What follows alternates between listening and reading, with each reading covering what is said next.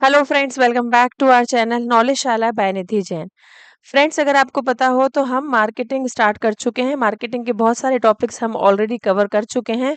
अगर आपकी वो वीडियो मिस हो गई है तो प्लीज़ जाकर पहले उसे देख लीजिए, क्योंकि इस सीरीज़ में मैं वही सारे टॉपिक्स कवर करवा रही हूँ एक पर्टिकुलर यूनिट के, जिनसे एग्ज़ाम में बहुत बार क्वेश्चंस पूछे गए हैं। ठीक है? तो इसमें हमने बहुत सारी चीज़ें कवर कर ली हैं। Types of demand, types of needs, ठीक है? नीड्स और वांट्स का डिफरेंस क्या होता है, कोर कॉन्सेप्ट्स ऑफ मार्केटिंग हम कर चुके हैं। मार्केटिंग मायोपिया, थियोडोर लेविट ने जो कॉन्सेप्ट दिया था वो हम कर चुके हैं। कॉन्सेप्ट्स ऑफ मार्केटिंग कर चुके हैं। तो अगर आपने ये सारी वीडियोज़ नहीं देखी है, आप चैनल पर पहली बार आए हैं, तो चैनल को सब्सक्राइब कर लीजिए। नॉलेजशाला बाय निधि जैन के नाम से हमारा टेलीग्राम चैनल भी है, उसे भी जॉइन कर लीजिए और प्लीज़ बच्चों चैनल को शेयर कीजिए, क्योंकि जितना ज़्यादा आप शेयर करेंगे, देखेंगे, लाइक करेंगे, सब्सक्राइब करेंगे, उतना ही ज़्यादा मुझे भी मोटिवेशन मिलेगा, क्योंकि बच्चों एफर्ट्स लगते हैं। वीडियो ऐसे ही 2 मिनट में नहीं बनती है। बहुत सारे एफर्ट्स लगते हैं आपके लिए, इतना कलरफुल, इतनी अच्छी ईज़ी टू अंडरस्टैंड स्लाइड्स बनाने के लिए बहुत टाइम लगता है। It takes time and it takes efforts also. तो प्लीज़ बच्चों इसको लाइक कीजिए, शेयर कीजिए, कमेंट करके बताया कीजिए आपको ये जो सीरीज़ चल रही है हमारी, ये कैसी लग रही है। एक हमने पीवाईक्यू टॉपिक सीरीज़ भी की है, जिसमें हम छोटे-छोटे वीडियोज़ के थ्रू एक-एक टॉपिक करके वो सारे टॉपिक्स कवर कर रहे हैं जो हमारे एग्जाम में पहले पूछे गए हैं और दोबारा भी पूछे जाने की चांसेस है। ठीक है? तो चलिए आज का टॉपिक स्टार्ट करते हैं। अब बच्चों, प्रोडक्ट में और सर्विस में डिफरेंस क्या होता है? प्रोडक्ट क्या है और सर्विस क्या है?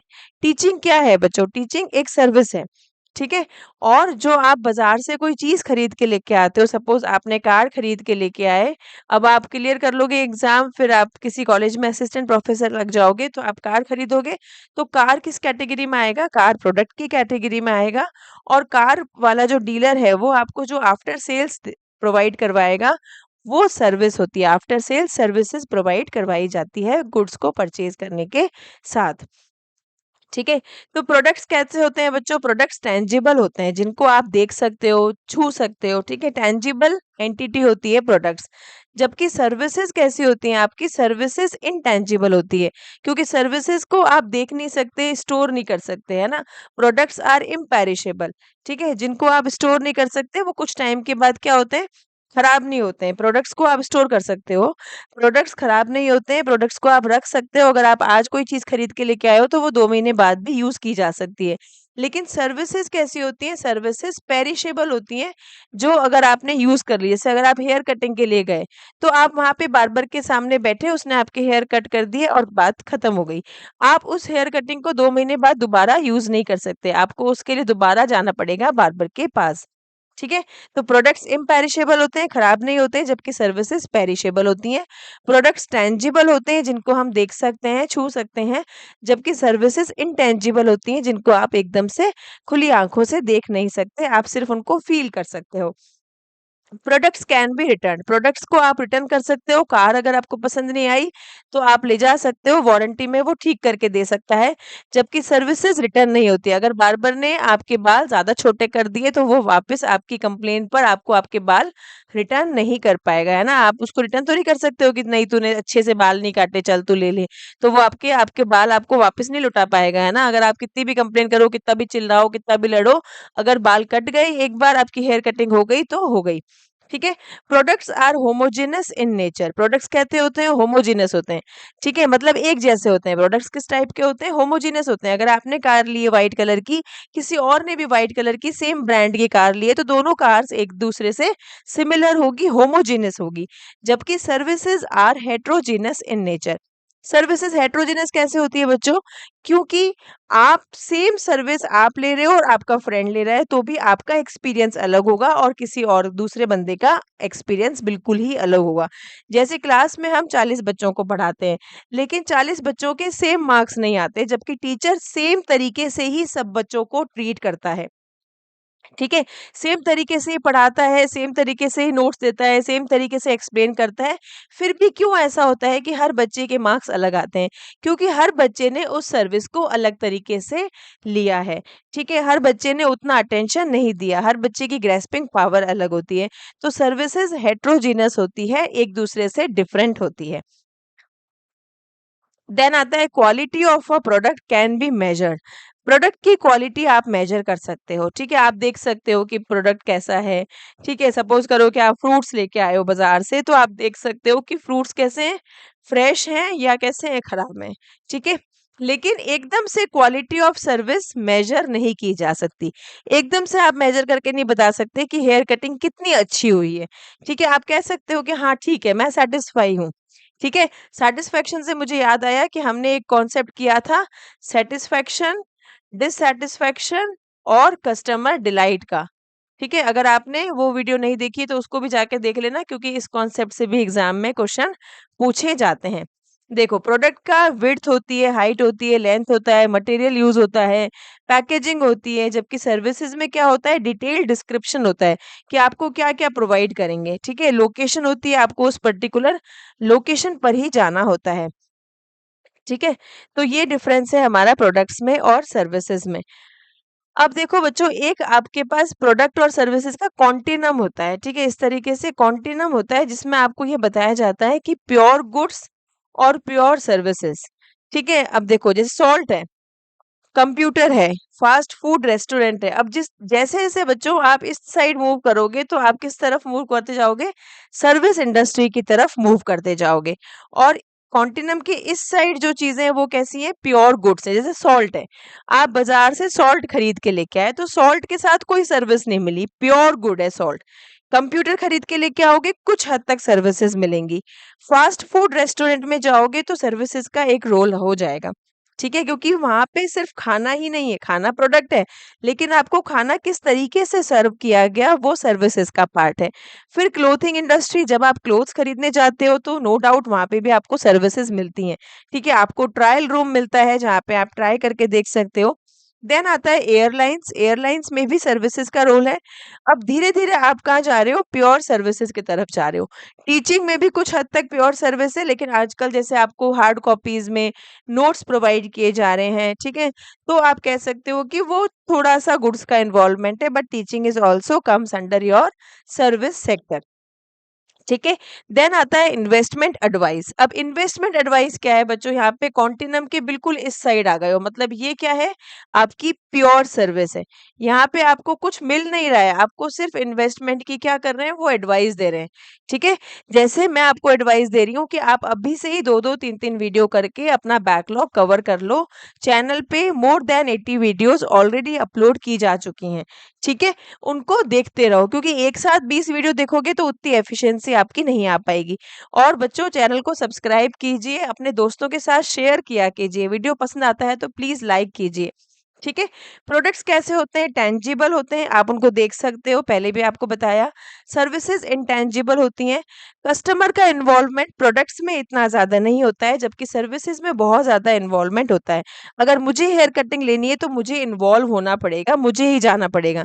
लेकिन अगर मुझे कोई बाज़ार से सामान खरीद के लेके आना है तो वो मैं किसी और से भी मँगवा सकती हूँ।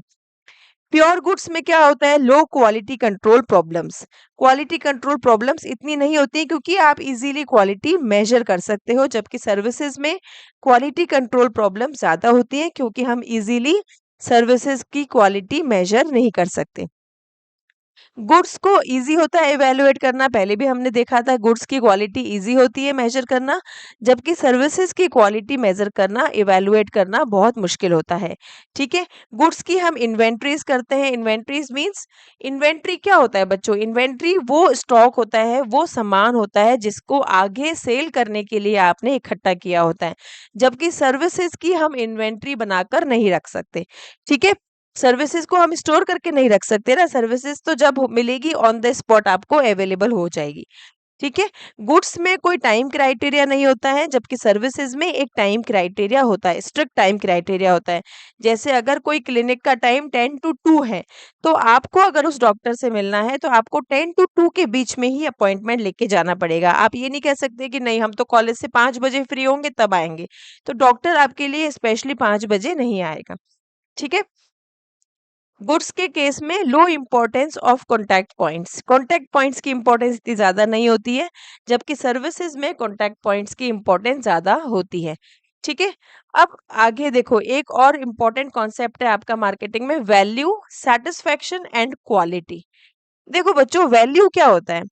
वैल्यू वो होता है, वैल्यू किसको कहते हैं? जो कस्टमर गेन करता है, ठीक है? कस्टमर जो गेन करता है प्रोडक्ट से या सर्विसेज से, उसे हम कहते हैं वैल्यू, ठीक है? अब वैल्यू में क्या होता है, कस्टमर गेन कर रहा है, लेकिन आपको उसने जो पे किया है कॉस्ट, उसको क्या करना पड़ेगा? यहाँ से लेस करना पड़ेगा। तो जो डिफरेंस होता है, उसको हम क्या कहते हैं? वैल्यू कहते हैं। Customer value is the difference between the values the customer gains from owing and using the product and the cost of obtaining the product, ठीक है? अब सपोज करो कि जैसे उसने 20 रुपए इससे क्या किए, 20 रुपए दिए, कॉस्ट है उसकी 20 रुपए, और उसने 25 रुपए गेन किया है, तो उसने कितनी वैल्यू अर्न करी? 25 माइनस 20, ठीक है? तो हम ये कह सकते हैं 5 रुपीज उसने वैल्यू अर्न की है। तो वैल्यू क्या होगा? डिफरेंस होगा किसका? जो उसने कस्टमर ने गेन किया है और जो उसने कॉस्ट लगाई है, उन दोनों के बीच का जो डिफरेंस होगा, उसको हम क्या कहेंगे? कस्टमर वैल्यू बोलेंगे। Satisfaction, customer satisfaction depends on a product's perceived performance in delivering value relative to buyer's expectation. अब देखो, सैटिस्फैक्शन सबके लिए अलग अलग होता है, क्योंकि सबकी एक्सपेक्टेशन अलग अलग होती है, और एक्सपेक्टेशन के रिलेशन में आपको कितना मिला, कितनी परफॉर्मेंस मिली, उसके बेसिस पे आपका सैटिस्फैक्शन और डिससैटिस्फैक्शन डिसाइड होता है। अगर आपकी एक्सपेक्टेशन और परफॉर्मेंस दोनों कैसी है? बराबर है, आपने जितना एक्सपेक्ट किया उतना ही परफॉर्मेंस उसने प्रोडक्ट ने आपको दे दी, तो कस्टमर कैसा होगा? सेटिस्फाई हो जाएगा। लेकिन आपकी एक्सपेक्टेशन बहुत ज्यादा थी और प्रोडक्ट उतनी परफॉर्मेंस नहीं कर पाया, तो क्या होगा? कस्टमर डिससैटिस्फाई हो जाएगा। एक्सपेक्टेशन से भी ज्यादा परफॉर्मेंस हो गई तो कस्टमर क्या होगा? डिलाइट हो जाएगा, ठीक है? देन आता है क्वालिटी। क्वालिटी किसको कहते हैं? Satisfaction is closely linked to quality. Satisfaction क्या होगा? क्वालिटी से क्लोजली लिंक करेगा, सही बात है ना? क्योंकि क्वालिटी के बेसिस पे ही आपका सेटिस्फेक्शन एक तरीके से डिसाइड होता है। Quality has a direct impact on product performance. Quality का परफॉर्मेंस पे डायरेक्ट इम्पैक्ट पड़ता है। अगर क्वालिटी अच्छी होगी तो परफॉर्मेंस अच्छी होगी, परफॉर्मेंस अच्छी होगी तो सेटिस्फेक्शन भी ज्यादा होगा, ठीक है? Then another important topic, exchange transaction and relationship marketing. अब बच्चों कमेंट करके बताओ कि रिलेशनशिप मार्केटिंग हमने एक बार किया है ना? हमने कोर कॉन्सेप्ट्स ऑफ मार्केटिंग में रिलेशनशिप मार्केटिंग किया हुआ है। अगर आपने वो वीडियो देखा है तो प्लीज कमेंट करके बताओ। अब देखो बच्चों, एक्सचेंज क्या होता है? एक्सचेंज किसको कहते हैं? कि आपने मेरे से ए लिया और आपने मेरे को बी वापस दे दिया, ठीक है? तो it is known as exchange, ठीक है? आपने ए लिया, ए के प्लेस पर आपने मुझे बी लौटा दिया, तो ये क्या होगा? एक्सचेंज होगा। Act of obtaining a desired object from someone by offering something in return, ठीक है? जैसे पहले क्या होता था बच्चों, पहले एक्सचेंज कॉन्सेप्ट चलता था कि अगर मान लो मुझे राइस की जरूरत है और आपके पास व्हीट है, ठीक है? तो हम क्या करते थे कि भाई मेरे को राइस चाहिए, तुम्हें व्हीट चाहिए, तो हम क्या करते थे? एक दूसरे से चीजें एक्सचेंज कर लेते थे। पहले एक्सचेंज कॉन्सेप्ट चलता था, जहां पर लोग क्या करते थे, जिसको जो चीज की जरूरत होती थी, तो उसके पास जो चीज होती थी उसकी प्लेस पर वो दूसरे बंदे से उसको जो चीज की जरूरत होती थी वो ले लेता था, कोई पैसे वैसे नहीं देता था, ठीक है? देन आया हमारे पास ट्रांजैक्शन। ट्रांजैक्शन में क्या किया? दोनों पार्टियों ने इन्वॉल्वमेंट दिखाई और दोनों पार्टियों ने एक वैल्यू डिसाइड करी कि भाई ये वैल्यू है इस चीज की, ठीक है? तो ट्रांजैक्शन हुआ। मतलब जैसे अगर आपने 1 किलो राइस लिए तो आपको 100 रुपीज फॉर एग्जाम्पल देने हैं, तो दिस इज वैल्यू, ठीक है? तो एक वैल्यू डिसाइड करके क्या किया? ट्रांजैक्शन। वो ट्रांजैक्शन हो गया जब आपने एक दूसरे से क्या किया? ट्रांजैक्शन, वैल्यू एक्सचेंज करके कोई प्रोडक्ट ले लिया। देन आता है रिलेशनशिप मार्केटिंग। यहाँ पे क्या होता है? हम खाली ट्रांजैक्शन नहीं करते, हम long term strong economic and social relationship बनाते हैं अपने कस्टमर से। और हम क्या करते हैं? फोकस करते हैं किस पर? सुपीरियर वैल्यू उसको क्या करेंगे? हम कंसिस्टेंटली देंगे, ठीक है? ऐसे नहीं कि भाई एक बार हमने पैसे ले लिए तो हमारा रिलेशन खत्म हो गया। हम उसको आगे भी आफ्टर सेल सर्विस क्या करते रहेंगे? प्रोवाइड करते रहेंगे, ठीक है? देन आता है मार्केटिंग प्रोसेस। अब बच्चों ये ध्यान से समझ लेना, क्योंकि इससे क्वेश्चन आते हैं। और आजकल क्वेश्चन कैसे आते हैं? आपको सारे स्टेप्स दे देते हैं और आपको कहते हैं कि इनको क्या करो? अरेंज करो, अरेंज करो सारे स्टेप्स को सीक्वेंस के अंदर, ठीक है, तो आपको हर स्टेप का पता होना चाहिए और ये भी पता होना चाहिए कि इस पर्टिकुलर स्टेप से पहले और इस पर्टिकुलर स्टेप के बाद में क्या आएगा। ठीक है, तो चलिए स्टार्ट करते हैं। फर्स्ट है यहाँ पे understand the market place customer needs and wants. Understand the market place customer needs and wants मतलब आप मार्केट प्लेस को अंडरस्टैंड करो, समझो कि भाई आपको कहाँ पे अपनी सर्विसेज देनी है। कस्टमर की नीड्स एंड वांट्स क्या है? देखो मार्केटिंग क्या है, कहता है कि customer is the king of market. आपको कोई भी प्रोडक्ट बनाना है तो उससे पहले आपको अपने कस्टमर की नीड्स एंड वांट्स को समझना पड़ेगा। अच्छा बच्चों ये बताओ कि ऐसा भी तो एक कॉन्सेप्ट था मार्केटिंग का जो ये कहता था कि आप पहले प्रोडक्ट बना दो और उसके बाद कस्टमर अपने आप उस प्रोडक्ट को खरीद लेगा। उस कॉन्सेप्ट का नाम क्या था? अगर आपने पुरानी वीडियो देखी तो फटाफट से मुझे कमेंट करके बताओ कि उस कॉन्सेप्ट को हम क्या बोलते थे। ठीक है, तो फर्स्ट स्टेप क्या है मार्केटिंग प्रोसेस में कि हमें कस्टमर की नीड्स एंड वांट्स का पता होना चाहिए। तो उसके लिए हम क्या करेंगे? रिसर्च करेंगे, मार्केट प्लेस का पता लगाएंगे, कस्टमर की नीड्स एंड वांट्स का पता लगाएंगे। उसके बाद सारी इंफॉर्मेशन, सारा डेटा जो हमने इकट्ठा किया है उसको एक पर्टिकुलर ऑर्डर में मैनेज करेंगे कि कौन सा डेटा हमारे लिए ज़रूरत का है और कौन सा डेटा ऐसा है जो हमें नीड नहीं है। ठीक है, तो हम उसको क्या करेंगे? फ़िल्टर आउट करेंगे। फर्स्ट स्टेप क्लियर हो गया, understand the market place and customer needs and wants. Then second step, अब क्या करेंगे? हमें नीड्स एंड वांट्स का पता चल गया तो अब हम क्या करेंगे? कस्टमर ड्रिवन मार्केटिंग स्ट्रेटजी बनाएंगे। अब हमें कस्टमर की नीड्स एंड वांट्स के अकॉर्डिंग उनको किस तरीके से सर्व करना है, कौन से एरिया को आप सर्व करोगे पहले, ठीक है, कौन से पर्टिकुलर कस्टमर को सेगमेंट करोगे, कौन से पर्टिकुलर कस्टमर के सेगमेंट को टारगेट करोगे, ये सारी चीजें अब आपको पता करनी है। ठीक है, कस्टमर ड्रिवन मार्केटिंग स्ट्रेटेजी बनाने के लिए हम क्या करेंगे? Select customers to serve. कौन से कस्टमर्स को सर्व करना है उनको सेलेक्ट करेंगे। कैसे करेंगे सेलेक्ट? सेगमेंटेशन और टारगेटिंग के थ्रू करेंगे। ठीक है, सेगमेंटेशन और targeting also another most important topic of marketing. ये भी हम कवर कर चुके हैं, आपने नहीं देखा है तो प्लीज उसको जाकर देख लो। देन क्या करेंगे? Design a value preposition. ठीक है, अब हम वैल्यू प्रपोजिशन बनाएंगे, डिफरेंशिएशन करेंगे और पोजीशनिंग करेंगे। डिफरेंशिएशन का मतलब ये होता है बच्चों कि आप अपने प्रोडक्ट को कॉम्पिटिटर के प्रोडक्ट से कैसे डिफरेंट बनाओगे।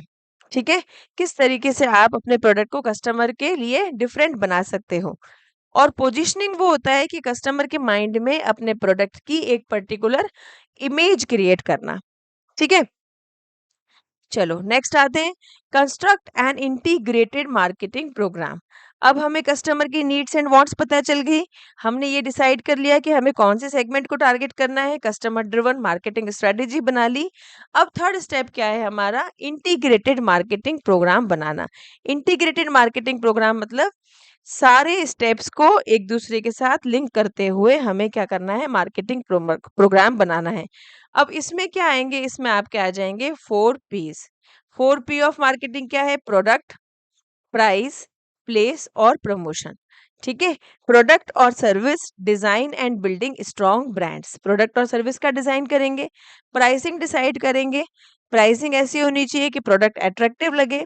देन प्लेस डिसाइड करेंगे, डिस्ट्रीब्यूशन चैनल्स डिसाइड करेंगे, प्रमोशन करेंगे कि किस तरीके से कम्युनिकेट करेंगे हम कस्टमर को अपने प्रोडक्ट की बारे में। देन आता है build profitable relationships and create delight. अब हमें फोकस किस पे करना है कि हमारी रिलेशनशिप कैसी होनी चाहिए? प्रॉफिटेबल होनी चाहिए और कस्टमर को कैसा फील होना चाहिए? डिलाइट फील होना चाहिए, उसको मोर देन सेटिस्फेक्शन फील होना चाहिए। इसके लिए हम क्या करेंगे? हम CRM और PRM बनाएंगे। CRM क्या होता है? Customer relationship management. कस्टमर्स के साथ आपके रिलेशन कैसे होने चाहिए? स्ट्रांग होने चाहिए। और PRM क्या होता है? आपके रिलेशंस पार्टनर्स के साथ भी स्ट्रांग होने चाहिए, जो आपके चैनल पार्टनर्स हैं, like your wholesalers, retailers, distributors. इनके साथ भी आपके रिलेशन कैसे होने चाहिए बच्चों? स्ट्रांग होने चाहिए। ठीक है, then capture value from customers in return. अब मैंने आपको पहले भी बताया था बच्चों कि हमने यहाँ पे NGO तो खोला नहीं है। अगर हम कस्टमर्स को खुश कर रहे हैं तो हमें भी तो बाद में क्या चाहिए? रिटर्न चाहिए। ठीक है, तो हम क्या करेंगे? कस्टमर्स की जो वैल्यू है उससे अपने लिए रिटर्न कैप्चर करेंगे। ठीक है, मतलब capture value from customers to create profit. हमें अल्टीमेटली ऑब्जेक्टिव क्या करना है, प्रॉफिट अर्न करना है एंड कस्टमर इक्विटी। ठीक है, कस्टमर का सेटिस्फेक्शन क्रिएट करेंगे, डिलाइट करेंगे, जिससे कस्टमर की लाइफ टाइम वैल्यू मिले और उससे अल्टीमेट हमारा ऑब्जेक्टिव क्या है कि हमारा मार्केट शेयर बढ़े और हैप्पी कस्टमर्स हमें मिले, जिससे प्रॉफिटेबल बिजनेस हमारा चल पाए। ठीक है, अब चलो, अब हम एक मोस्ट इम्पॉर्टेंट टॉपिक स्टार्ट कर रहे हैं, मार्केटिंग रिसर्च। ठीक है, अब बच्चों जो पेपर वन में आप रिसर्च पढ़ते हो ऑलमोस्ट उसी तरीके से यहाँ पे भी रिसर्च है, लेकिन सिलेबस में दिया हुआ है मार्केटिंग रिसर्च और इससे क्वेश्चंस पूछे गए हैं, तो हमने इसको यहाँ पे ले लिया है कि हम एक बार इसको कवर कर लेते हैं। पर ये सारी चीजें आपने पेपर वन में रिसर्च वाली जो प्लेलिस्ट है उसमें पढ़ रखी है, उसको अगर आपने नहीं देखा तो उसको भी देख लेना और यहाँ से आपका वो एक बार रिवाइज हो जाएगा। अब ये डेफिनेशंस बच्चों आजकल आपके एग्जाम में पूछी जाती है, इसलिए मैंने यहाँ पे इम्पोर्टेंट डेफिनेशंस जो आपके एग्जाम में पूछी जाती हैं वो ले ली हैं। रोनाल्ड, हेस्टी और रेड, इन्होंने हमें क्या है, एक डेफिनेशन दी है मार्केटिंग की। टेड, रोनाल्ड और हेस्टी ने कि marketing research is the systematic gathering, recording and analysing of data. हमें पता है रिसर्च क्या है, सिस्टमैटिक गैदरिंग है, कुछ भी डेटा कलेक्ट नहीं कर सकते, आपको आपकी नीड के अकॉर्डिंग डेटा गैदर करना है, इकट्ठा करना है, उसको रिकॉर्ड करना है, देन एनालाइज करना है about problems relating to the marketing of goods and services. ठीक है, अब यहाँ पे मार्केटिंग रिसर्च है तो डेटा कैसा होगा, उस प्रॉब्लम से रिलेटेड होगा जो किससे रिलेटेड है, आपकी गुड्स और सर्विसेज की मार्केटिंग से रिलेटेड है। ठीक है, अब देखो इसको याद करने के लिए आपको एक ट्रिक बता देती हूँ, जिस जैसे मैंने याद किया था, आप इसको ऐसे याद कर लो। देखो बच्चों, रोनाल्ड, टेड और हेस्टी ने दिया है ना, तो आपको क्या करना है, रिसर्च का जो डेटा है वो आपको जल्दी जल्दी में कलेक्ट नहीं करना, आपको सिस्टमैटिक गैदरिंग करनी है डेटा की। ठीक है, सिस्टमैटिक गैदरिंग करनी है, रिकॉर्डिंग करनी है। हेस्ट मतलब क्या होता है, हेस्ट मतलब होता है जल्दी जल्दी। ठीक है, तो हेस्टी ने क्या कहा कि जल्दी जल्दी कलेक्ट नहीं करना है, हमें डेटा कैसे करना है, आराम से सिस्टमैटिक गैदर करना है, रिकॉर्ड करना है और उसको एनालाइज करना है। ठीक है, तो इससे आपको एक आइडिया लग जाएगा कि एग्जाम में जब भी आपको 4-5 डेफिनेशंस दी होंगी तो हेस्टी वाली डेफिनेशन में सिस्टमैटिक गैदरिंग, रिकॉर्डिंग इस तरीके से आएगा। ठीक है, पूरा रटना नहीं है बच्चों, देखो स्मार्ट स्टडी करनी है। आप 100% सिलेबस तो कवर कर ही नहीं सकते, आपको स्मार्टली वो टॉपिक्स कवर करने हैं जो एग्जाम में पूछे जाते हैं। ठीक है, देन आते हैं Philip Kotler. Philip Kotler again most important from your exam point of view. Marketing research is systematic problem analysis, model building and fact finding for the purpose of important decision making and control in the marketing of goods and services। अब देखो Philip Kotler क्या है, एक तरीके से God है marketing के। ठीक है, तो अब ऐसे ध्यान रख लो कि फिलिप कॉटलर क्या है, हमारे मार्केटिंग के रोल मॉडल हैं। ठीक है, आप इस ट्रिक से आप याद कर लो कि फिलिप कॉटलर कौन है, फिलिप कॉटलर हमारे मार्केटिंग के क्या है, रोल मॉडल हैं, हमारे मार्केटिंग के रोल मॉडल है कौन, फिलिप कॉटलर। तो फिलिप कॉटलर की डेफिनेशन में भी क्या आएगा, systematic problem analysis, model building and fact finding. Role model है तो फैक्ट फाइंड करते रहते हैं, और किस लिए करते हैं, डिसीजन मेकिंग, क्योंकि बहुत बड़े आदमी है, रोल मॉडल है तो डिसीजन मेकिंग करते हैं, कंट्रोल करते हैं सबको। तो ये सारे वर्ड्स आपके माइंड में उस समय आ जाएंगे।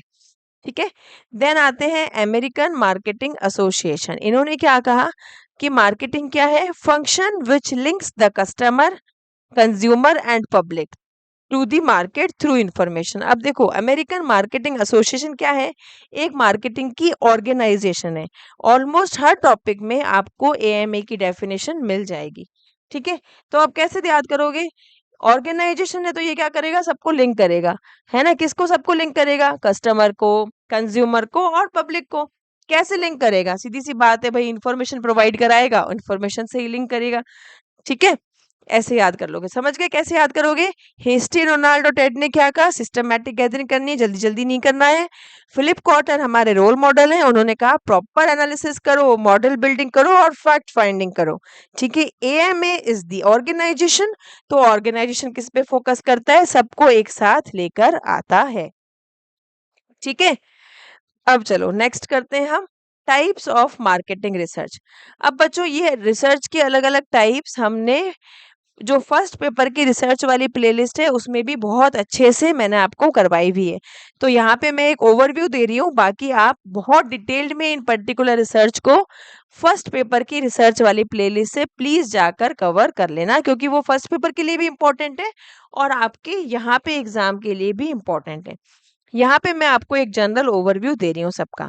ठीक है, हमारे पास देखो बहुत तरह की रिसर्च होती है बच्चों। एक्सप्लोरेटरी, एक्सप्लोरेटरी रिसर्च क्या होती है? एक्सप्लोर करते हो। और आप एक्सप्लोर कब करते हो? जब आपको फिक्स नहीं होता। जैसे सपोज करो कि हम बाजार जा रहे हैं, ठीक है, और मैं घर से ही पेन लेने के लिए निकली हूँ, तो मेरा एक स्टैंड क्लियर है कि मुझे पेन्स लेके आने हैं। तो मैं इधर-उधर नहीं भटकूँगी, विंडो शॉपिंग नहीं करूँगी, दुनिया भर की चीज़ें एक्सप्लोर नहीं करूँगी। मेरे पास फिक्स ब्रांड है, फिक्स पेन है और मुझे वही खरीद के लेके आने हैं। लेकिन जब मेरे पास नॉलेज नहीं होगी, मैं बहुत फ्लेक्सिबल होंगी, वर्सेटाइल होंगी, तो मुझे लगेगा यार चलो आज घूम के आते हैं, कुछ खरीद के लेके आते हैं। तो कुछ खरीद के लेके आते हैं तो मेरे माइंड में बहुत सारे आइडियाज़ आएँगे, बहुत सारी चीज़ें आएँगी, तो मैं क्या करूँगी, विंडो शॉपिंग करूँगी, हर चीज़ को देखूँगी, हर चीज़ के बारे में जानने की कोशिश करूँगी। तो उसको हम कहते हैं एक्सप्लोर करना। ठीक है? तो एक्सप्लोरेटरी रिसर्च भी क्या कहती है बच्चों कि आप क्या करो, आइडियाज़, इनसाइट्स की डिस्कवरी करो। और फिर ये क्या होती है, फ्लेक्सिबल होती है, क्योंकि यहाँ पे रिसर्चर कैसा होता है, नॉलेज कम होती है उसको, तो फ्लेक्सिबल होता है, हर चीज़ की नॉलेज गेन करना चाहता है। प्राइमरी एक तरीके से रिसर्च होती है, वर्सेटाइल होता है। Front end of total research design, front end क्यों होती है? क्योंकि रिसर्चर खुद अभी सीख रहा है, अभी नॉलेज गेन कर रहा है। ठीक है? तो इसमें कौन-कौन से मेथड्स यूज़ होते हैं? एक्सपर्ट सर्वे, अब वो लोगों से बात करेगा कि बताओ मेरा ये टॉपिक है, मैं क्या करूँ? पायलट स्टडी करेगा, पायलट स्टडी किसको कहते हैं? जब हम क्या करते हैं, छोटे लेवल पे अपने मेथड्स को टेस्ट करते हैं, तो उसको हम कहते हैं पायलट सर्वे। जब हम पूरा सर्वे नहीं करते, 500 लोगों का सर्वे करने की बजाय हम 50 लोगों से बात करके ये देखते हैं कि ये हमारा क्वेश्चनेयर सही है कि नहीं है। केस स्टडीज़ करते हैं जिसमें हम पास्ट की स्टडी को एनालिसिस करते हैं, पढ़ते हैं। सेकेंडरी डेटा का यूज़ करते हैं, क्वालिटेटिव रिसर्च करते हैं, लोगों से ओपिनियंस लेते हैं। ठीक है? फिर आता है सेकंड नंबर पे आपका डिस्क्रिप्टिव रिसर्च। ठीक है, अब इसको मतलब आप ऐसे देख लो कि सी-डी-ई आपको रिवर्स ऑर्डर में लिखना है। ए-बी-सी-डी-ई होता है ना, तो आपको ऐसे लिखना है सी-डी-ई। ठीक है, रिवर्स लिखना है सी, डी और ई। एक्सप्लोरेटरी, डिस्क्रिप्टिव और कॉज़ल। डिस्क्रिप्टिव में क्या होता है बच्चों? डिस्क्राइब। आपके बच्चे एग्जाम में आते थे ना, जब हम छोटे थे तब हमें एग्जाम में लिखते थे describe the content, describe the characteristics of lion. ठीक है, एग्जाम्पल दे रही हूँ। डिस्क्राइब करना मतलब आपको क्या करना है, बहुत ज्यादा लिखना है ना। बड़े बड़े क्वेश्चन आते थे, अगर आपको याद हो तो 5 नंबर के, 10 नंबर के, डिस्क्राइब करो। ठीक है, इलस्ट्रेट करो, डिस्क्राइब करो। तो डिस्क्रिप्टिव रिसर्च क्या है? जहाँ पे आप मार्केट कैरेक्टरिस्टिक्स को, फंक्शंस को क्या करते हो, डिस्क्राइब करते हो। ठीक है, prior formulation of specific hypothesis, hypothesis भी आपको वहां पे करवा रखा है। प्री प्लान्ड है, स्ट्रक्चर्ड एक डिजाइन होता है, हम डिस्क्रिप्टिव रिसर्च में यूज करते हैं। जनरली क्वांटिटेटिव होती है, क्योंकि हमारे पास एक प्री प्लान क्या है, डिजाइन बना हुआ है, उसी को हम यूज करते हैं। तो क्वांटिटेटिव होती है। सर्वे यूज करते हैं, हम सर्वे करते हैं लोगों का, पैनल्स के थ्रू करते हैं, ऑब्जर्वेशन करते हैं। ठीक है, देन आता है कॉजल। अब कॉजल में क्या होता है बच्चों? कॉजल में एक कॉज होता है और उस कॉज का पर्टिकुलर एक क्या होता है, इफेक्ट होता है। और इन दोनों की जो रिलेशनशिप होती है उसको हम क्या करते हैं, स्टडी करते हैं। ठीक है, जैसे अगर आपने रोज 2 घंटे पढ़ाई करी तो आपका एग्जाम क्लियर हो गया। ठीक है, आपने पढ़ाई नहीं करी तो क्लियर नहीं हुआ, है ना। कॉज एंड इफेक्ट रिलेशनशिप का पता करते हैं हम कॉजल रिसर्च में। इसमें क्या करते हैं, इसमें दो तरीके के हमारे पास वेरिएबल्स होते हैं, इंडिपेंडेंट और डिपेंडेंट। इंडिपेंडेंट वेरिएबल वो होता है, वेरिएबल भी मैंने वहां पे करवा रखे हैं, आप वहां से देख लेना डिटेल में, पर यहाँ पे मैं आपको थोड़ा सा आइडिया दे देती हूँ। इंडिपेंडेंट वेरिएबल वो होता है जिसको हम मैनिपुलेट करते हैं। ठीक है, जिसमें हम चेंजेस करते हैं। जैसे सपोज करो कि 2 घंटे पढ़ने से 10 दिन बाद मैंने एक मॉक टेस्ट दिया और मुझे लगा कि नहीं मेरा स्कोर कम बन रहा है, तो मैंने 2 घंटे को मैनिपुलेट किया, 2.5 घंटे कर दिया। ठीक है, इंडिपेंडेंट वेरिएबल को हम मैनिपुलेशन करते हैं, मैनिपुलेट करते हैं। और डिपेंडेंट वेरिएबल क्या करता है, उस मैनिपुलेशन का इफेक्ट शो करता है।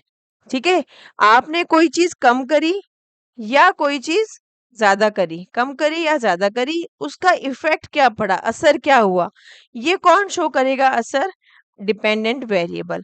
और कम ज्यादा आप किसको करते हो, इंडिपेंडेंट वेरिएबल को। एग्जैक्ट लाइन एग्जाम में पूछी जाती है, मैनिपुलेशन किसका करते हैं, इंडिपेंडेंट वेरिएबल का, और इफेक्ट कौन शो करता है बच्चों, डिपेंडेंट वेरिएबल। उसके अलावा एक होता है हमारे पास मीडिएटिंग वेरिएबल, जो क्या करता है, इन दोनों वेरिएबल्स को हमारे क्या करता है, लिंक करता है। ठीक है, जैसे पापा की डांट, है ना, कई बार घंटे बढ़ाने की बजाय डांट खा के नंबर बढ़ रहे हैं। पापा ने डांटा, हमने पढ़ाई करी और नंबर बढ़ गए।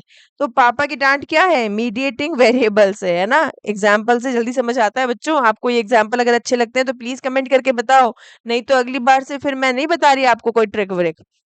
ठीक है, अब देखो आप यहाँ से भी देखना, 5 टाइप्स ऑफ एनालिटिक्स, रिसर्च में 5 टाइप्स के एनालिटिक्स होते हैं। डिस्क्रिप्टिव, क्या हो रहा है उसको डिस्क्राइब करो। डायग्नोस्टिक, डॉक्टर करता है ना diagnose, why it is happening, पेट दर्द हो रहा है, क्यों हो रहा है पेट दर्द, क्या खाया था कल रात को, क्यों हो रहा है, तो इसको क्या कहेंगे, diagnostic. Predictive, what is likely to happen, predictive मतलब आप प्रिडिक्ट करते हो, पेट दर्द हो रहा है तो ये रात तक तो आपका पेट दर्द और बढ़ सकता है। ये क्या हो रहा है, डॉक्टर प्रिडिक्शन कर रहे हैं कि अगर अभी इतना दर्द हो रहा है और रात को आपने पाव भाजी ज्यादा खाई है तो आज रात तक आपका दर्द और बढ़ जाएगा, इसलिए ये दवाई मैं लिख रहा हूं, अगर दर्द बढ़े तो रात को एक गोली ले लेना। ठीक है, फिर क्या करता है, प्रिडिक्ट करने के बाद वो आपको प्रिस्क्राइब करता है कि अब आपको क्या करना है, आपका दर्द रात को बढ़ सकता है तो एक एक गोली आप ले लेना रात को, अगर दर्द हो तो लेना। ठीक है, एडवांस में एनालिटिक्स कर रहा है और उसको देखकर आपको क्या कर रहा है, एक्शन रिकमेंड कर रहा है, आपको दवाई लिख रहा है। देन आता है कॉग्निटिव एनालिटिक्स। कॉग्निटिव जहां पे आप माइंड का यूज करते हो, न्यूरोलॉजिकल और behavioural analysis. Neurological is your related with your mind. ठीक है, यहाँ पे देखो बहुत अच्छा कंपैरिजन है सब चीजों का। डिस्क्रिप्टिव आप पढ़ना, ये डिस्क्राइब करना, डायग्नोस्टिक पता लगाना क्यों हो रहा है, प्रिडिक्टिव और बढ़ सकता है। एग्जाम्पल याद रखना है ना, आपने डॉक्टर को क्या किया, देखो एक ही एग्जाम्पल से आपको सारी रिसर्च समझ में आ जाएंगी। ये आप हो, ये चिंटू है, ये गया डॉक्टर के पास, ये मोटे मुंह वाले कौन है, हमारे डॉक्टर हैं। चिंटू ने सबसे पहले क्या किया, डॉक्टर को डिस्क्राइब किया, रात को जल्दी जल्दी में टेस्ट में मैंने बहुत सारी पाव भाजी खा ली। डॉक्टर ने डायग्नोस किया, अच्छा फिर तो आपको क्या पेट दर्द हो रहा होगा, इतना पेट दर्द क्यों हो रहा है, बहुत ज्यादा खाई थी। तो चिंटू ने कहा हाँ बहुत ज्यादा खा ली थी सर, टेस्ट बहुत अच्छा था। ठीक है, जब डायग्नोस किया तो डॉक्टर ने प्रिडिक्ट किया कि ये दर्द, अगर रात को पाव भाजी खाई है और अगर अभी इतना दर्द हो रहा है तो रात तक तो ये दर्द और बढ़ जाएगा। ये क्या था, उनका प्रिडिक्शन था। जरूरी नहीं है कि बढ़ेगा कि नहीं बढ़ेगा, लेकिन डॉक्टर ने प्रिडिक्ट किया कि हो सकता है ऐसा हो जाए। और जैसे जैसे आप इस साइड जाते जाओगे, कॉम्प्लेक्सिटी ऑफ रिसर्च क्या होगी, बढ़ती जाएगी। जब उन्होंने प्रिडिक्ट किया कि ये हो सकता है तो उन्होंने अपना दिमाग लगाया, दिमाग की क्या करी, बत्ती जला दी उन्होंने बिना मेंटोस के ही। ठीक है, अब उन्होंने कहा, अब चिंटू ने कहा कि फिर मैं क्या करूं सर, पाव भाजी तो खा ली मैंने, अब आप और मेरे को डरा रहे हो कि रात को और पेट दर्द बढ़ जाएगा, व्हाट टू डू नेक्स्ट, अब क्या करूं मैं, बताओ मुझे। तो डॉक्टर ने उसको क्या किया, प्रिस्क्राइब किया। कब किया, जब उसने पूछा कि व्हाट टू डू नेक्स्ट, तो उन्होंने करंट डेटा के बेस पर उसको क्या किया, फ्यूचर के प्लान्स, गोल्स और ऑब्जेक्टिव्स बताया कि कोई बात नहीं चिंटू बेटा, इतनी टेंशन करने की जरूरत नहीं है, तुम क्या करो, ये 2 टैबलेट्स ले जाओ, अगर तुम्हारा दर्द बढ़े तो दोनों टैबलेट्स एक एक ले लेना और सो जाना।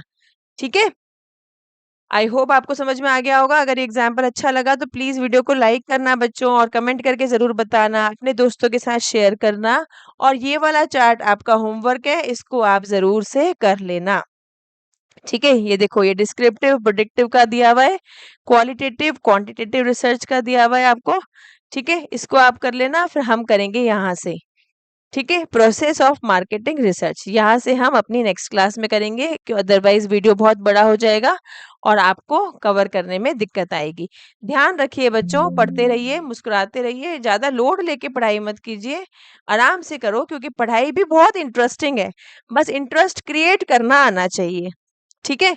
क्रिएट करोगे तो बहुत इंटरेस्ट आएगा, बहुत मज़ा आएगा, बहुत मज़े लेके पढ़ोगे और एग्ज़ाम ज़रूर क्लियर हो जाएगा बच्चों। बस पढ़ते रहो और शेयर करते रहो क्योंकि शेयर करने से हमारी नॉलेज बढ़ती है, कम नहीं होती। बाय बाय, टेक केयर, ध्यान रखिए, पढ़ते